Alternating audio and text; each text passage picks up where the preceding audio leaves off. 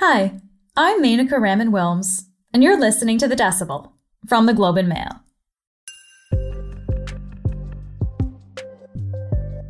One year ago today, The Decibel launched, and we want to thank all of you, every one of our listeners, for tuning in over the past year. It's been quite the year. But no, I think in all of the elections that I have covered over more than 30 years, I have never seen a bigger waste of time than this one. This one is just, it's the no fun Olympics. When they heckle you for wearing a mask and when they honk their horns at you for wearing a mask. More and more research is showing that after, 6 to 8 or more months, a person's immunity to COVID does start to wane. If dairy prices go up, it does impact everything else in the grocery store typically. This is a very catchy song. Yeah, it's kind of annoying how appealing it is, which means it's very appealing. Then you, as the CEO, as the person who sets the tone from the top, should be required to speak at least basic French. Something I noticed right away when I was speaking with refugees fleeing Russia's invasion of Ukraine, almost instinctively, many show photos of home. So today, we're catching up with people we've spoken to over the past year about some of the biggest stories to find out what's happened since. This is The Decibel.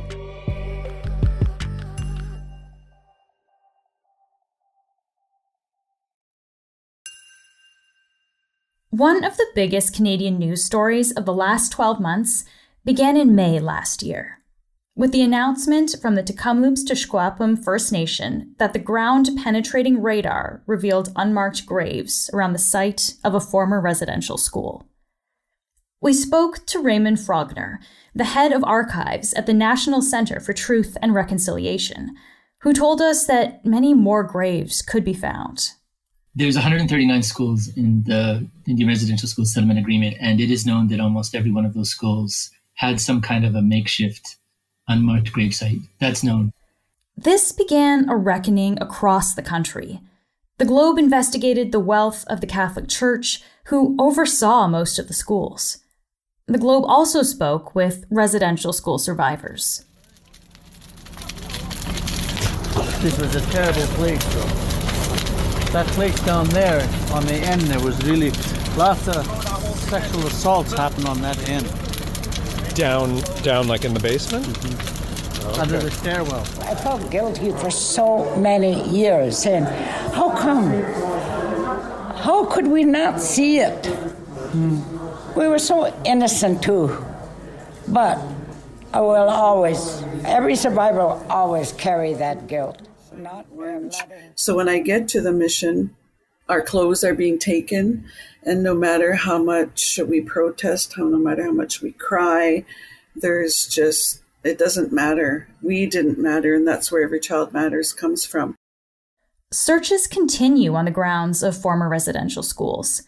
We spoke with Raymond again to ask how the National Centre for Truth and Reconciliation is continuing the search for missing Indigenous children by combing through historical records. Currently at the NCTR, we are working on a project, phase 2 of the project actually, titled Missing Children, and that is to go through all of the records we hold to try and determine every single piece of evidence that we hold that might give indications of a child lost.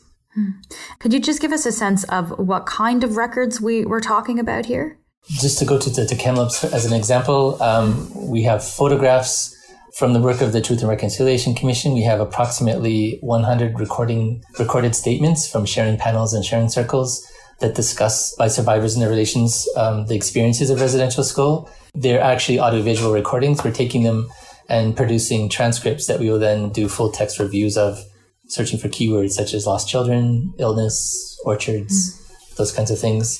And curiously, there is an archive in Rome, a general archive of the Oblate Order, which I'll be going to inspect in July to see what they have there.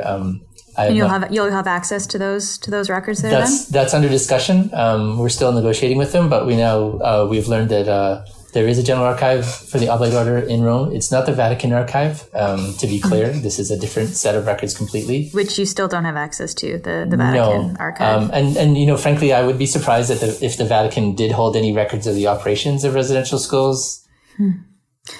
I'm going to read you something, Raymond, that you said on this show last year, because I want to get a sense of where you think we are now. So last year you said, quote, "There needs to be an acknowledgement of the social engineering project that was residential schools. Once that acknowledgement is completed and effected, we can begin to do the hard work of building new relationships across settler and Indigenous communities." Raymond, has that acknowledgement happened? I think it's begun. And I don't think there is one single statement that will ever embody that kind of an acknowledgement. Reconciliation, as the TRC has pointed out many times, is the process of building trusted relationships over time. And those relationships of trust begin with an acknowledgement, and then they'll be ongoing for lifetimes. I do sincerely believe that we're entering a new chapter in the relationship between the settler community and Indigenous communities. How that's going to play out, I think, is up to us to decide. But I do think people will look back on this generation and think that times have changed at this point. So after everything that's happened in the last year now, Raymond, what happens next? At this point in time, we're aware of over 60 different communities that are undertaking or beginning to undertake research into unmarked burial sites across the country. And for us at the NCTR, as the archives of those schools, records of those schools, that's our primary job at this moment in time, working with those communities to help them do the research into these unmarked burial sites.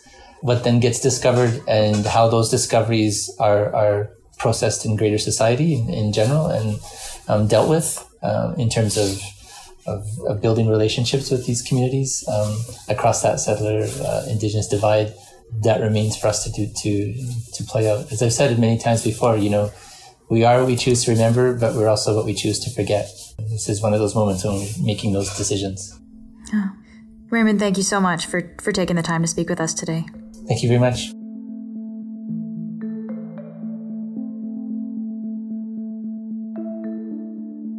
Another big story was BC's heat dome and atmospheric river. They caused a deadly heat wave, massive wildfires, and devastating floods.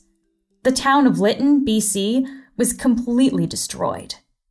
Globe climate reporter Catherine Blazebaum covered it. The entire main street has been razed. We know that at least 2 people have died. There are people missing. We've had reports of people who are having trouble being in touch with their loved ones because, some cell phone towers were actually disabled due to the fire. So we don't know how many people are missing. We don't know how many people have died. We don't know yet what caused this devastating fire. 2 people died in Lytton because of the wildfire. We recently got an update from Catherine on how the town is doing now and how the government is preparing for possible future disasters. So I think things have been moving slower in Lytton than residents would have liked. It was only really as of a couple of months ago that the removal of debris started happening. And there isn't full access yet to the town. It's unlikely that we are going to see a heat dome event of that kind, in the extremely near future. However, we do know that global warming is making extreme heat events much more likely, much more frequent, and much more intense. So one of my colleagues in BC actually recently wrote about the emergence of what are being dubbed, quote unquote, resilience hubs. They're basically community shelters that coordinate communication and distribute resources during climate-related disasters and disruptions. And as my colleague put it, some people liken them to nuclear fallout shelters for the age of global warming. So when it comes to floods and wildfires, British Columbia is joining Canada's direct-to-cell phone alerting system.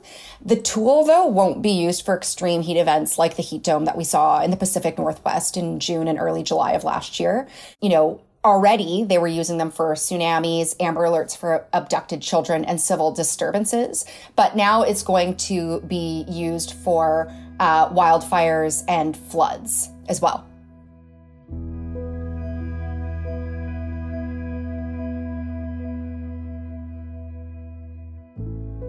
Another story from Western Canada happened in the old-growth forests on Vancouver Island. You might remember hearing about a place called Fairy Creek. It was where protesters camped out at the top of massive trees to stop them from being cut down. I'm about 150 feet up. My job here is to protect these trees and to protect this forest. We spoke to BC legislative reporter Justine Hunter. collectively, the objective is to change government policy. So it's not to stop logging per se, but to stop cutting down what's left of BC's old growth forests. We caught up with Justine to see if the protests were still happening.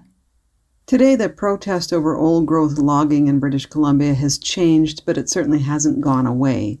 We're still seeing blockades and arrests, but the tactics are different. People are gluing themselves to highways and getting in the way of urban commuters. It's also starting to work its way through the courts now, so there have been more than 1,200 arrests tied to this protest. Just over 400 people have been charged, and of them, about 50 have been sentenced. So the maximum sentence we've seen so far has been 2 weeks in jail. On the political front, the provincial government is feeling the pressure, and they've promised to set aside about 2.5 million hectares of the most rare and important old-growth forests in BC. But that process is moving slowly while they work on agreements with individual First Nations communities. Meanwhile, the forest company Teal Jones is still logging in this valley with the support of the local First Nations. I spoke with one of the organizers of these protests, Joshua Wright, the other day. He was on his way back up to one of the camps in Fairy Creek. He told me he was disheartened that it seems to be business as usual in BC's forests, despite everything the province has committed. But he says there's still an appetite for civil disobedience in other parts of the province, where he says there are First Nations that clearly want their help to stop old-growth logging.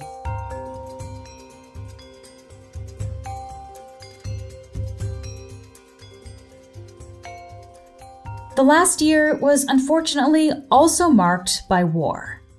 In the latter half of 2021, Russia built up troops along its border with Ukraine. And then, on February 24th, Russia invaded. A few days after the war broke out, we spoke to Maria Avdieva in Kharkiv, Ukraine. Maria is a research director for the European Experts Association think tank. Our producer, Madeline White, was preparing Maria to come on the show when an explosion made us hear just how close the war was to her home. We knew later hit the residential areas. Oh my gosh. Have you heard that? Yes, I heard that. That was very loud. Wow. Was that close? Yes. Are you okay? Do you want to stop? No, we can go on. I just will ask I will just do you want to close the window. Gosh, that yes. was really close. Yeah.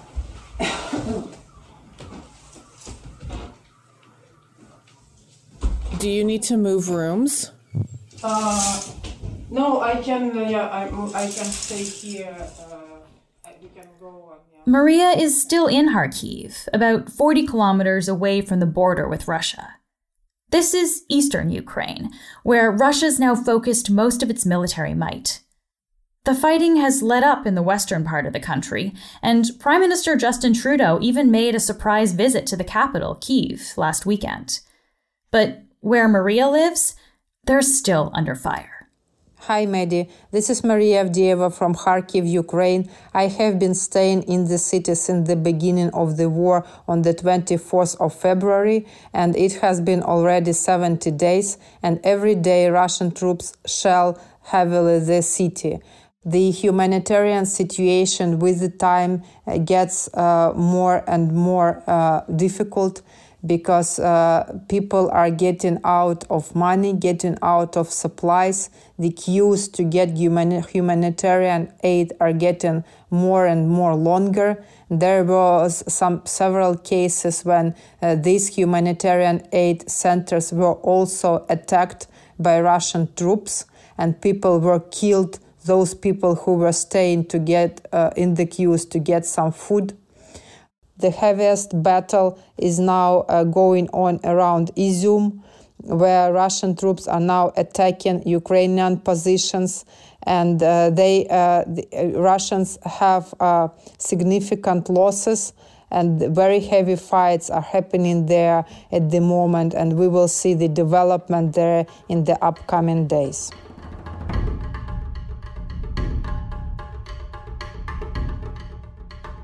There was also more conflict in Afghanistan. In just a matter of days last summer, we saw the Taliban regain control of the country more than 20 years after the American-led coalition arrived. Canadian forces left in 2014. The Globe and Mail was involved in rescuing 3 Afghan families from Kabul. They were in danger because a member of the family had helped either the Canadian military or the Globe as a translator. The rescue was intense and involved the Ukrainian Special Forces. United Nations? Yeah. Yeah? Who is in the second bus? One of those translators who was evacuated with his family was Sharif Sharaf. And they will maybe keep in a hostage, maybe detain us, or maybe kill us. I don't know. Sharif, his wife, and their 5 kids are now in Canada. Sharif spoke to us from his new home in Scarborough, in northeast Toronto. When we moved from Afghanistan, I promised with my wife to be in a place in Canada, to be with the Afghans, Afghan culture, Afghan food. We are Muslims, that's the mosques are important for us to be very close mosques. And I was trying to do that. And I'm very thankful from mostly Canadian friends that they helped me. And finally, we got a home. It's 5 minutes walking to the mosque, 10 minutes walking to the Walmart. Many Afghans are living, and we have a good relation with each other.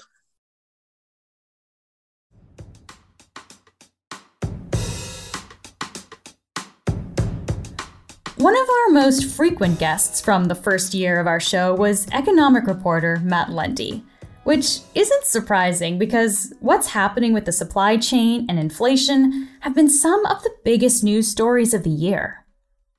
Back in June, Matt broke down the supply chain problem for us by explaining why buying a bike during the pandemic was so hard. Now we're in a second pandemic summer and you still can't really buy a bike? Like that's wild to me.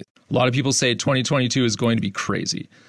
Some people say 2023. I spoke with a guy in New Brunswick who said to go back to pre-pandemic levels where you can walk in and just find a selection of bikes, it's going to be 2024.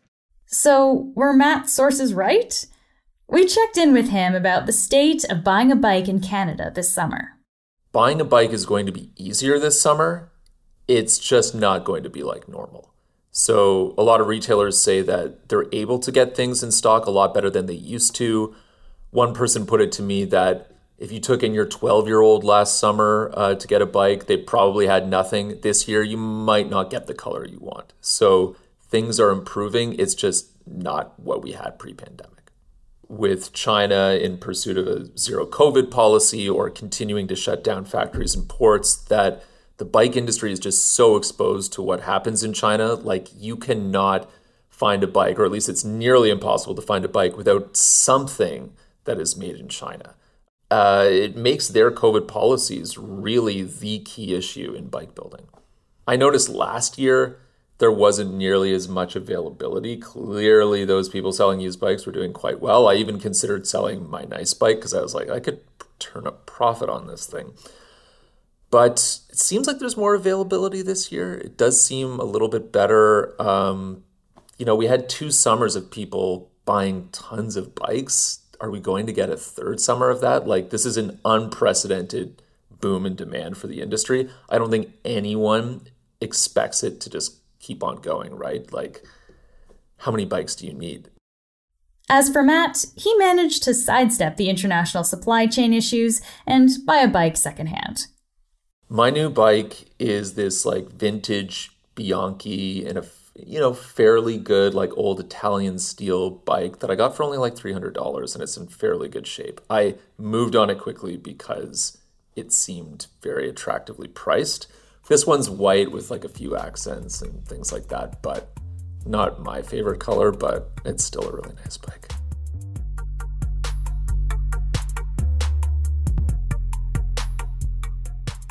Let's leave the Earth behind for a second and let science reporter Ivan Semenik take us into space. The James Webb Space Telescope launched Christmas Day 2021, and hurtled away from the planet to unveil the mysteries of the beginning of the universe. As Ivan explained it. One of the exciting things and one of the big expectations for James Webb is that this will really be the telescope that starts to unveil kind of the first assembly of galaxies, these how matter sort of started to congregate to form the galaxies that we see today, including galaxies like the Milky Way in which we live. So where's that golden-plated telescope now? Webb spent a month traveling to its operating location, about 1.5 million kilometers from Earth. One image released this week shows a field of stars in the Large Magellanic Cloud. That's a satellite galaxy about 150,000 light-years away that orbits the Milky Way. In a side-by-side comparison with the same part of the sky seen in a previous year by the Spitzer Space Telescope, a predecessor instrument, the Webb view is outstandingly sharp and clear. At the same magnification, the stars in the Spitzer view look more like fuzzy blobs.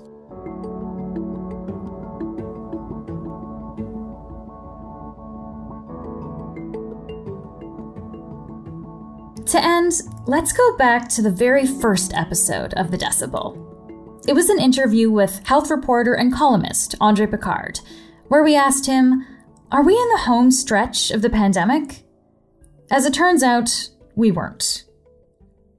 Last week, the World Health Organization published a report saying that around 15 million people worldwide have died because of the pandemic in the last 2 years.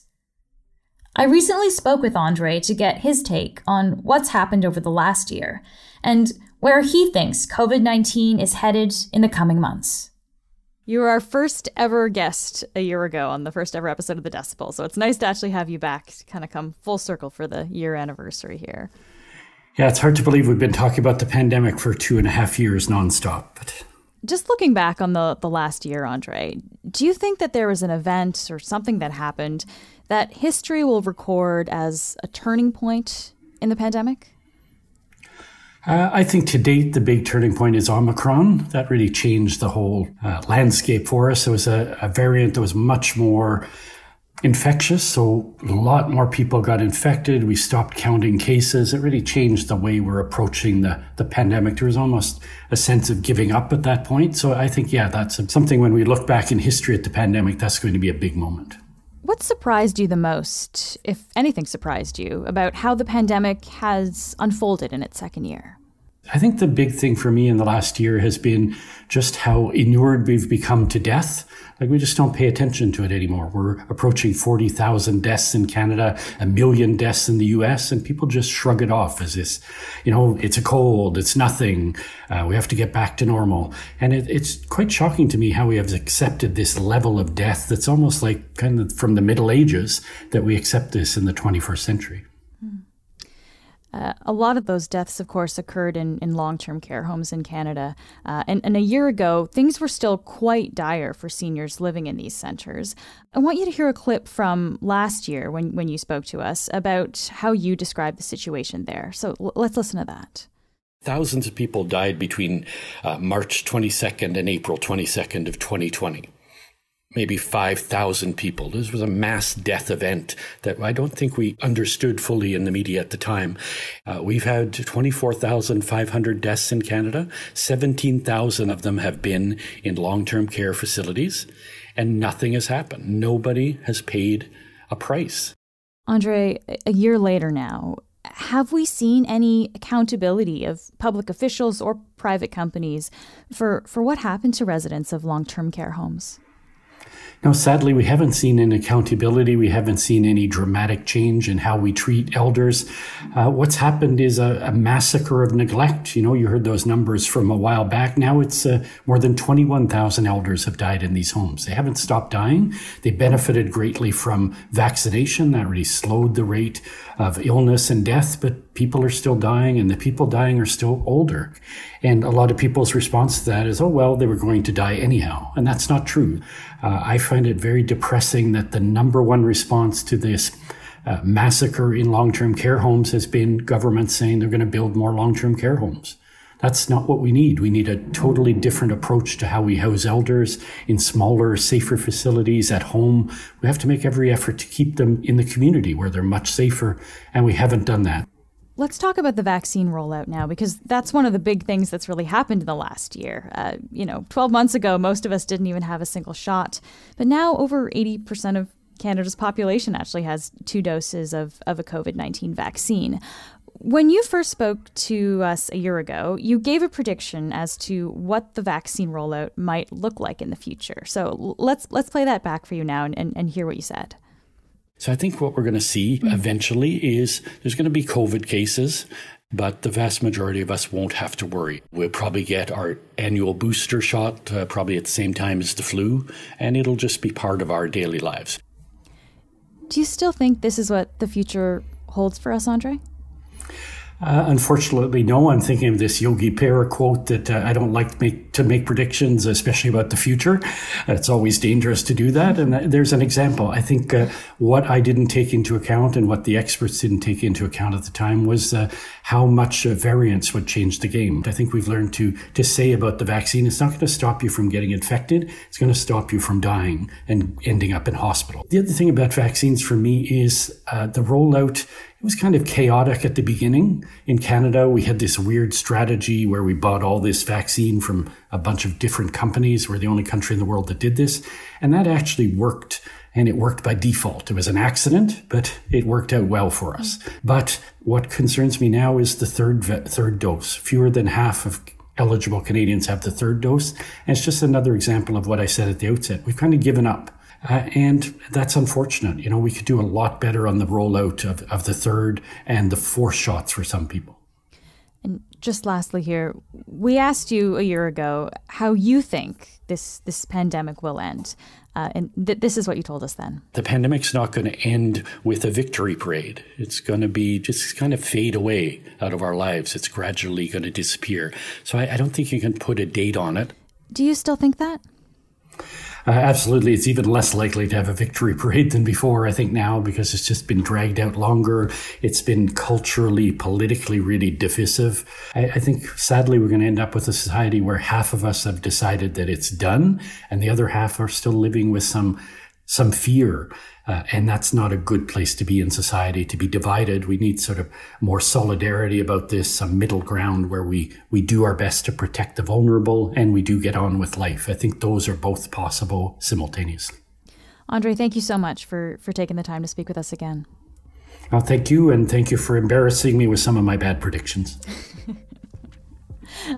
Thank you for putting up with the fact that we did that. Thanks.